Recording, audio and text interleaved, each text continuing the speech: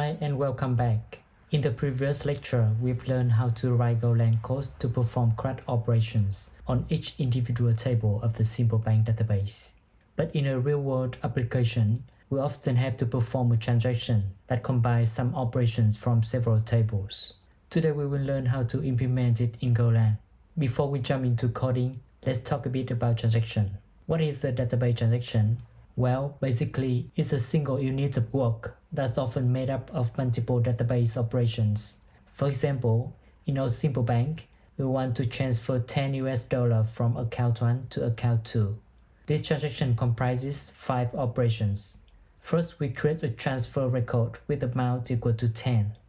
Second, we create an account entry record for account 1 with amount equals to minus 10, since money is moving out of this account.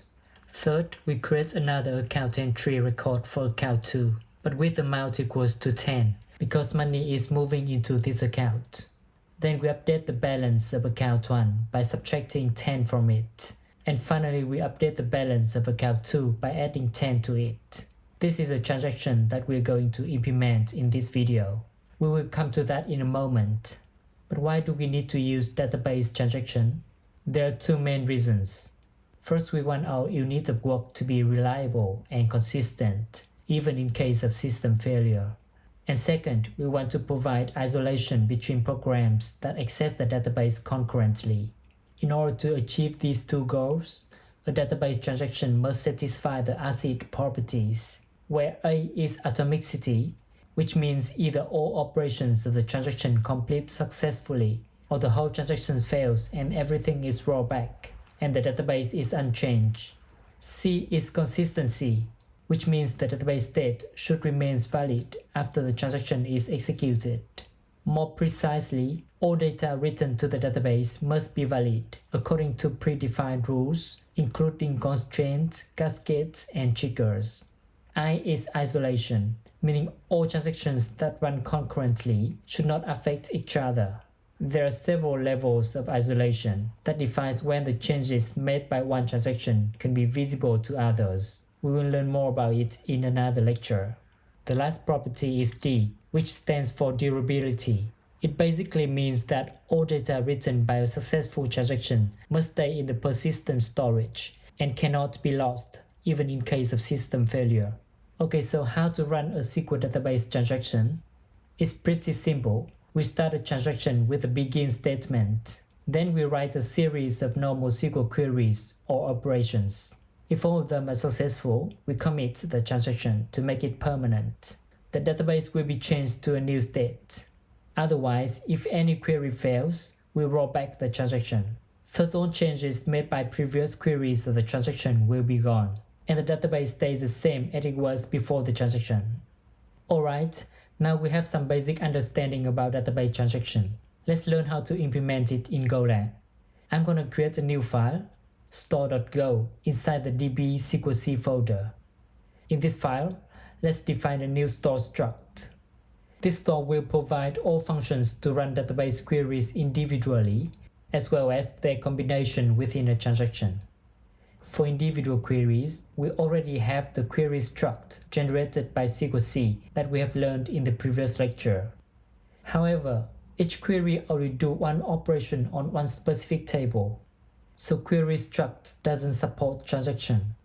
That's why we have to extend its functionality by embedding it inside the store struct like this. This is called a composition, and it is the preferred way to extend struct functionality in Golang instead of inheritance. By embedding queries inside store, all individual query functions provided by queries will be available to store, and we can support transaction by adding more functions to that new struct. In order to do so, we need the store to have the SQL DB object, because it is required to create a new DB transaction. Okay, now let's add a function to create a new store object. It will take a SQL DB as input and returns a store. Inside, we just build a new store object and return it, where DB is the input SQL DB, and queries is created by calling the new function with that DB object. This new function was generated by SQLC, as we have already known in the previous lecture. It creates and returns a queries object. Next, we will add a function to the store to execute a generic database transaction. The idea is simple. It takes a context and a callback function as input. Then it will start a new DB transaction, create a new queries object with that transaction, and call the callback function with the created queries, and finally commit or roll back the transaction based on the error returned by that function. Alright, let's implement this. First, to start a new transaction, we call store.db.beginTX, pass in the context, and optionally a TX option. This option allows us to set a custom isolation level for this transaction. If we don't set it explicitly, then the default isolation level of the database server will be used, which is read committed in case of Postgres. We will learn more about this in another lecture. For now, let's just pass nil here to use the default value. The beginTX function returns a transaction object or an error. If error is not nil, we just return it immediately. Otherwise, we call new function with the created transaction and get back a new queries object. This is the same new function that we used in the new store function. The only difference is, instead of passing in a SQL.db, we're now passing in a SQL.tx object. This works because the new function accepts a dbtx interface, as we've seen in the previous lecture. Okay, now we have the queries that runs within transaction. We can call the input function with that queries and get back an error. If the error is not nil, then we need to roll back the transaction. We do that by calling tx.rollback. It also returns a rollback error. If the rollback error is also not nil, then we have to report two errors. So we should combine them into one single error before returning. To do that, we use the fmt.errorf command. First we add the transaction error, then the rollback error. In case the rollback is successful, we just return the original transaction error. Finally, if all operations in the transaction are successful, we simply commit the transaction with tx.commit and return its error to the caller. And we're done with the exectx function. Note that this function is unexported. It starts with a lowercase letter e, because we don't want external package to call it directly. Instead, we will provide an exported function for each specific transaction. Now let's go ahead and add a new transferTX function to perform the money transfer transaction example that we discussed in the beginning of the video. To recall, it will create a new transfer record, add new account entries, and update account balance within a single database transaction. The input of this function will be a context and an argument of type transferTX params, and it will return the transferTX result object or an error. Now let's define the transferTX params. This structure contains all necessary input parameters to transfer money between two accounts. From account ID is the ID of the account where money will be sent from. To account ID is the ID of the account where money will be sent to. And the last field is the amount of money to be sent. The transferTX results struct contains the result of the transfer transaction. It will have 5 fields: the created transfer record, the from account after its balance is updated, the to account after its balance is updated, the entry of the from account which records that money is moving out, and the entry of the to account which records that money is moving in. Alright, now we can implement the transfer transaction. First we create an empty result. Then we call the store.exectx function that we've written before to create and run a new database transaction. Pass in the context and the callback function. For now, let's just return nil. Finally, we return the result and the error of the exectx call. Now let's come back to implement this callback function. Basically, we can use the queries object to call any individual CRUD function that it provides. Keep in mind that this queries object is created from one single database transaction, So all these provided methods that we call will be run within that transaction. Let's create the transfer record by calling q.createTransfer. Pass in the input context and a createTransfer params, where fromAccountId is argument.fromAccountId. ToAccountId is argument.toAccountId. And amount is argument.amount. The output transfer will be saved to result.transfer. And we also have to declare this error variable. Then here we check if error is not nil, just return it right away. Now here you can see that we are accessing the result variable of the outer function from inside this callback function. It's similar for the argument variable. This makes the callback function become a closure. Since Go lacks support for generic type, closure is often used when we want to get the result from a callback function, because the callback function itself doesn't know the exact type of the result it should return. Okay, so the first step to create a transfer record is done. Next step is to add two account entries, one for the from account and one for the to account. So result.fromEntry error equals to q.createAccountEntry. We pass in the context and a createAccountEntry params, where accountId is argument.fromAccountId, and amount is minus argument.amount, because money is moving out of this account. And just like before, if error is not nil, we just return it so that the transaction will be rolled back. We do similar thing to create an account entry for the to account. This time it is result.toEntry. The account ID is argument.toAccountId, and the amount is just argument.amount, since money is moving into this account. And we're done with the account entries creation.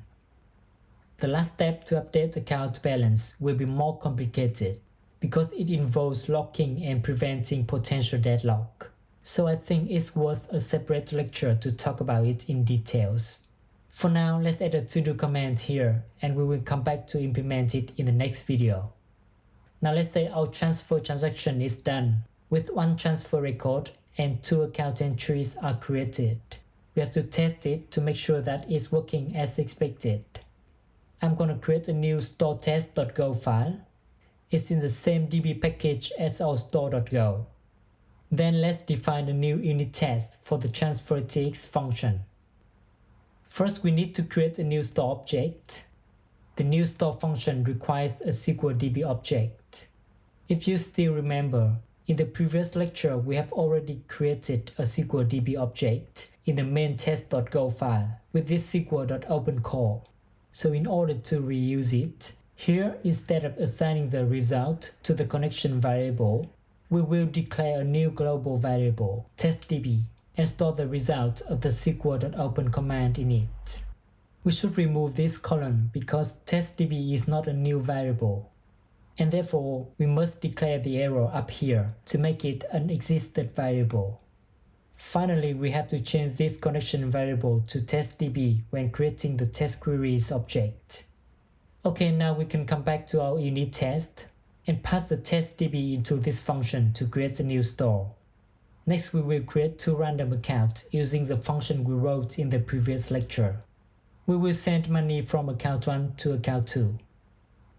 From my experience, writing database transaction is something we must always be careful with. It can be easy to write, but can also easily become a nightmare if we don't handle the concurrency carefully. So the best way to make sure that our transaction works well is to run it with several concurrent Go routines. Let's say I want to run n equal to 5 concurrent transfer transactions, and each of them will transfer an amount of 10 from account 1 to account 2. So I will use a simple for loop with n iterations, and inside the loop, we use the go keyword to start a new routine. Make sure to have this bracket at the end of the function to run it.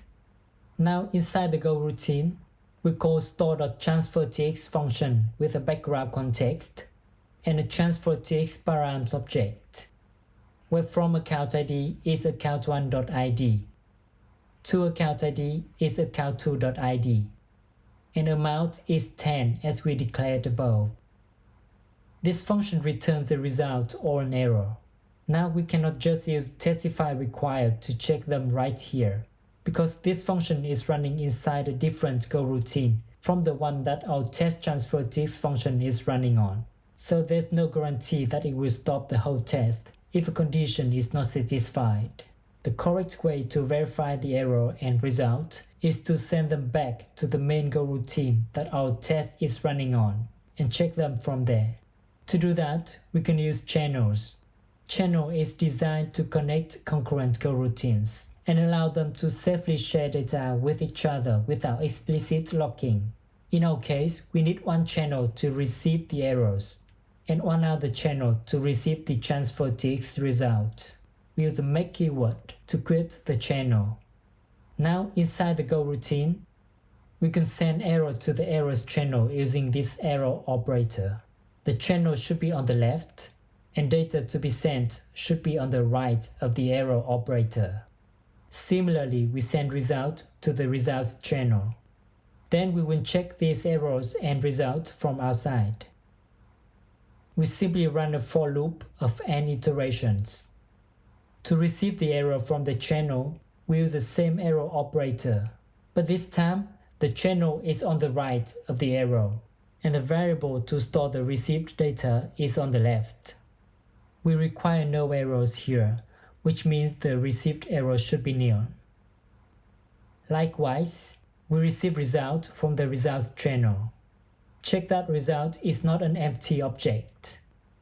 As result contains several objects inside, let's verify each of them. Start with the result.transfer. We require this transfer object to be not empty. Then the from account ID field of transfer should equal to account1.id. The to account ID field of transfer should equal to account2.id. And transfer.amount should equal to the input amount.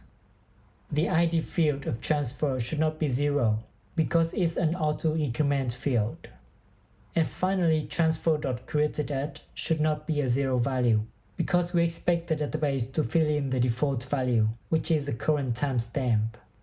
Now to be sure that a transfer record is really created in the database, we should call store.getTransfer to find a record with ID equals to transfer.id.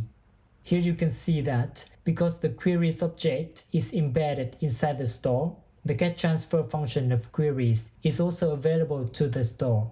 If the transfer really exists, this function should not return an error, so we require no error.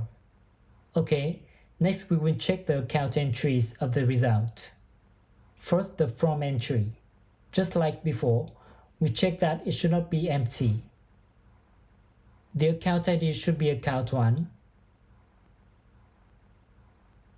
and the amount of entry should equal to minus amount because money is going out. Finally, the ID and createdAt fields of the entry should be not 0. We also try to get the account entry from the database to make sure that it's really got created.